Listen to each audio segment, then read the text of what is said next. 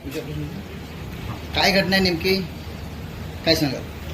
आज संध्याकाळी 6:45 PM वेळेस मला कॉल आला होता की एक मुलगा त्याची वय 9 वर्ष आहे आणि आपला एक शाळा तो तिथे अभ्यास करत होता बीड शहर शिवाजीनगर पोलीस स्टेशनची हद्दीत, तिथून तो किडनॅप झालेला आहे आणि खंडणी मागणारा किडनॅप करणारा माणूस 5 लाखची खंडणी त्यांनी त्यांचे वडिलांकडून मागितलेली आहे, तसा आम्हाला कॉल आला होता. ते कॉल आल्यानंतर लगेच आमची टीम LCB सायबरची टीम पोलीस स्टेशनचे स्टाफ आणि बाकी सगळे ऑफिसर्स त्यामध्ये यंत्रणा आम्ही हलवली होती आणि त्याच्यानंतर अवघ्या 1.5 तासमध्ये 7:15 आम्ही त्या मुलगीला रेस्क्यू केला आणि त्यांच्या वडिलांचे आम्ही ताब्यात दिलेलं आहे.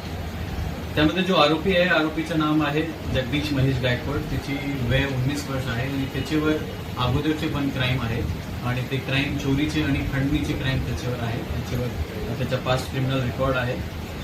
हा जो कामगिरी आहे त्या कामगिरीमध्ये आमची जो टीम होती त्यामध्ये पोलीस स्टेशनची टीम, LCBची टीम आणि सायबरची टीम होती. त्यामध्ये LCBचे मुन्ना वाघ आणि अशोक दुबाले होते. त्यांनी त्या मुलगाला रेस्क्यू केला होता.